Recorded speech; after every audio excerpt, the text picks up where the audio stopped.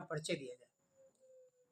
जी नमस्कार। सद्भावना चैनल को मैं अपने हृदय से नमन करती हूँ।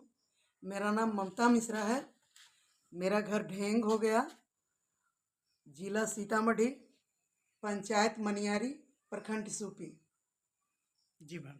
मैं रीगा विधानसभा क्षेत्र से जौन स्वराज के बरिए भावी प्रत्याशी हूँ।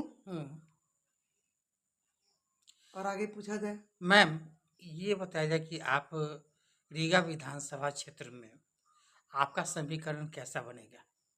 कैसे आप अपना वोट को मोबिलाइज करेंगे अपनी तरफ? देखिए, रीगा विधानसभा क्षेत्र में मैं सबसे पहले शिक्षा को नमन करती हूँ। शिक्षा मेरा जीवन का उद्देश्य है, ना एक पैसा लिए हुए। जी। और मैं अपने पास घर का काम हो या बाहर का काम हो करते हुए 10-15 बच्चों को बैठाती आई हूँ और फ्री ऑफ कॉस्ट मैं पढ़ाती आई हूँ। और मैं तब तक पढ़ाती हूँ, मैं 1 घंटे नहीं लेती, मैं तब तक पढ़ाती हूँ जब तक कि उस चैप्टर को उस बच्चे के दिलो दिमाग में पूरी तरह से डाल न दूँ। और मैं पूरा सुनने के बाद ही उस बच्चे को छोड़ती थी। और समाज में महिलाओं के प्रति भी मेरा बहुत ज़्यादा रुझान है। महिलाओं को देखती हूँ कि वो अपने पति पर निर्भर है जी, और खासकर गांव वाले क्षेत्र में जी। तो मेरा महिलाओं के प्रति ये होता है कि मैं इनको पूर्ण रूप से सशक्तिकरण बना दूं और उनको ऐसा बना दूं कि वो कहीं किसी के पास 1 रुपये के लिए अपनी हाथ न फैलाएं जी। मेरा काम नहीं देखे हैं जी, धरातल पर कुछ करके दिखाऊंगी तब जानेंगे आप लोग जी। मैं बहुत पहले शिक्षा परियोजना में सुपरवाइजर थी जी, और मेरे अंदर कम से कम 20-22 गांव था जी। और मैं प्रतिदिन जी, और सुपरवाइजरों की तरह नहीं, मैं प्रतिदिन अपने क्षेत्र को निकलती थी। आज इस गांव, कल उस गांव, परसों इस गांव, एवं प्रकार से बारी बारी से 7 दिन में मैं हर एक गांव में पहुंचा करती थी जी। हर एक स्कूलों में देखा करती थी, टीचर को भी टीचिंग करना सिखाती थी जी। और बच्चों का समीकरण करती थी जी। और मुझे बोला जाता था, मैं झूठ नहीं बोलती, झूठ से मुझे बहुत ज्यादा नफरत है जी। सच बोल के मर्डर करके भी कोई मेरे सामने आ जाए जी, तो मैं उनको धन्यवाद देती हूँ कि कम से कम इतना तो दम है कि वो सच बोल सकते हैं जी। और यहाँ झूठ दर झूठ बोले जा रहे हैं, तो कितने दिन झूठों की खेती ज्यादा जी। उन्हें रहने का तौर तरीका सिखाती हूँ जी। फिर पढ़ने का जो होता है कि मतलब उन लोगों को क भी नहीं आता था जी। मैं आज उन बच्चों को ABCD तक ले गई हूँ। और जहाँ वो अंगूठा छापते, अंगूठा से अपना साइन मारते थे, आज मैंने दस्तखत करना भी सिखा दिया है जी। मैम, ये एक तरफ है, ये कोई भी राजनीतिक पार्टी हो या कोई भी इलेक्शन हो जी, वह जो अभी जाति पर आधारित हो गया है, जाति पर आधारित हो गया है।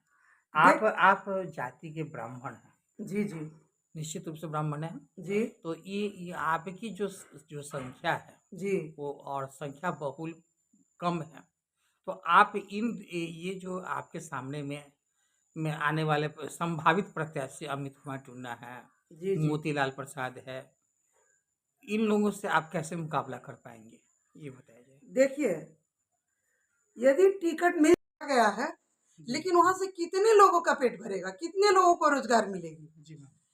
तो मेरा यदि जन स्वराज यहाँ आती है तो सरकार से मेरा, प्रशांत जी सर से मेरा अपील रहेगा कि ऐसा कुछ हमारे रीगा विधानसभा क्षेत्र में कम से कम दे जो मजदूरों को बाहर नहीं जाना पड़े जी। वो यही काम करें जी।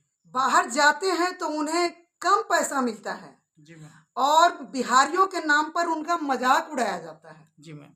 और फिर वो लज्जा शर्म से जितना भी मिलता है उसमें अपना गुजारा करते हैं। क्या करेंगे वो जी। बिहार में कुछ है नहीं जी, बच्चे को भी पढ़ने के लिए बाहर जाना पड़ता है जी। और मजदूर को यहाँ जब सब कुछ मिल जाएगा और गर्व से कह सके कि हाँ मैं बिहारी हूँ, जन स्वराज जिंदाबाद, प्रशांत जी जिंदाबाद, और सके। जी जी मैम, ये और बताइए। बेरोजगारी के प्रति मेरी है, जी और स्वास्थ्य के प्रति मैं ये बोलना चाहूंगी कि देखिए दूर दूर तक गांव में जी कहीं कोई डिस्पेंसरी तक नहीं है।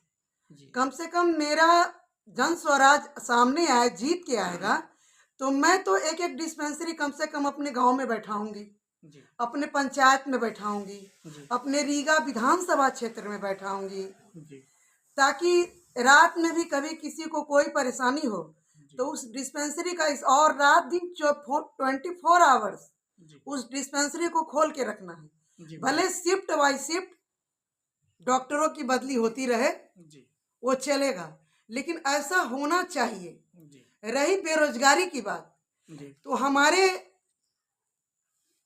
रीगा हो या बिहार का ही पूरा लीजिए, जी यहाँ से दूसरे राज्य में जी मजदूर पलायन करते। स्कूल में जाती थी, जी शिक्षकों को भी मैं पढ़ने पढ़ने उठने बैठने का तौर तरीका सिखाती थी, जी बच्चों को देखती थी, और जितने बच्चे बैठे रहते थे जी टीचर लोग कहा करते थे जी कि मैडम जी 1 का 10 बनाइए।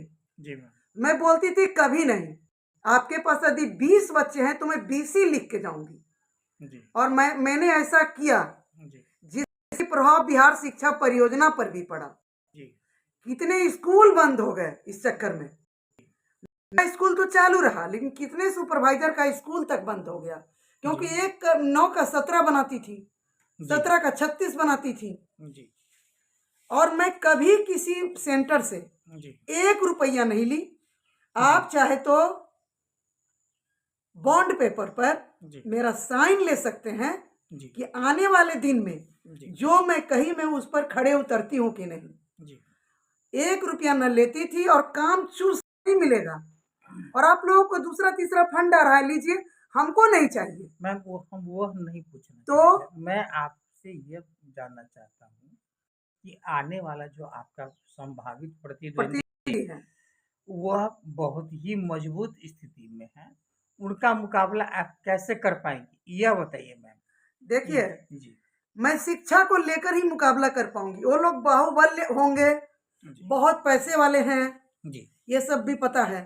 जी मेरे हस्बैंड जी मेरे हस्बैंड रेलवे में चीफ सुपरिटेंडेंट से रिटायर किए हैं। जी और आप जानते हैं कि नौकरी पेशा वाले आदमी को यदि कोई ऊपरी आमदनी नहीं लेता, घूस नहीं लेता है, तो उसको उतना ही में गुजारा करना पड़ता है। जी और हम लोगों ने उतना ही में अपना गुजारा करके, जी मेरे पति ने हमको बढ़ाया, जी पति ने बढ़ाया, और पति की दिली इच्छा है कि मैं आगे जाऊं, जी मैम, इस चीज को मैं फेस करूं जी और बढ़ूंगी। जी और मेरा विश्वास कीजिए, जी मैं यदि जन स्वराज से टिकट मिल जाता है जी तो यह मेरी चैलेंज है उन लोगों से जी कि मैं जीत के दिखाऊंगी एक एक क्षेत्र। जी मैं मैम, सुन अगर अगर आपको अगर पार्टी यहाँ के लोग, यहाँ के आम मतदाता जो जी आपको जी इस समय टेलीविजन पर देख रहे हैं जी जी या सोशल मीडिया पर जी देख जी रहे हैं, वो लोग को बताइए कि अगर मान लीजिए उन लोगों ने आपको अपना मैंडेट दे दिया, जी अपना मताधिकार का प्रयोग करके जी आपको जी जिता लिया, जी तो आप क्या क्या करेंगी, ये बताइए मैम। देखिए, सबसे पहले फोकस मेरा शिक्षा के प्रति रहेगा। जी मैम, शिक्षा के प्रति मैं ऐसा करना चाहूंगी कि जो बच्चे बाहर जा रहे हैं पढ़ने के लिए, जी मैम, अन्य राज्यों में पलायन करना पड़ता है, जी जाना पड़ता है, जी मैम, वो क्यों जाएंगे? शिक्षा का उचित प्रबंध यही हो, जी वो यही पढ़ें। जी यहाँ बिहार में बहुत दूर तक ले जाऊंगी। जी, बस और दूसरा कोई काम नहीं? नहीं, दूसरा करूंगी ना। दूसरा कौन स्वास्थ्य के प्रति मेरा रहेगा। जी स्वास्थ्य के प्रति क्षेत्र में भी मैं नए नए काम को लाऊंगी। मैं आपको पहले भी बता चुकी हूँ जी मैम, कि मैं चिकित्सालय हो, बड़े बड़े चिकित्सालय को कहीं कहीं खुलवाऊंगी। सब जगह सब गांव में तो नहीं खुल सकता है ना। जी जी डिस्पेंसरी मगर जरूर होगा। जी जहाँ के हर एक गांव में डिस्पेंसरी होगा तो प्राथमिक उपचार तो लोग कर ही सकते हैं ना। जी मैम, और बेरोजगारी के प्रति मैं भी बोल चुकी हूँ, जी बेरोजगारी को मैं दूर करूंगी। जी मेरा प्रशांत जी सर से अपील रहेगा कि वो मुझे इतना कम से कम दे कि मैं यहाँ कुछ लघु उद्योग, कुटीर उद्योग, जी छोटे छोटे कारखाने जी यहाँ खोल मजदूर को उसमें काम दे सकूं। जी, और अपील कर दीजिए। मेरे विधानसभा क्षेत्र के नागरिकों से अपील है कि वो लोग धैर्य रखें, आप लोग धैर्य रखिए। आप देखिए, तो नहीं चाहिए अभी, लेकिन बोल रही हूँ, ममता बनर्जी हॉल में है जी, ममता को हम्म, को आप लोग विधानसभा में लाइए और धैर्य रखें। जी, आप लोगों का हर काम मैं करूंगी जो आपका अधूरा हुआ है। जो एनडीए सरकार, जी, बीजेपी सरकार जी, जी, लंबे लंबे वादे करके, बड़ी बड़ी बातें करके और कुछ नहीं पूरा किया। जी,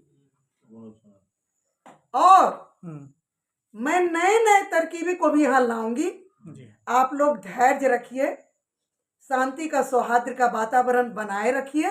जी, आप लोग आराम से वोट डालिए और एक बार अपने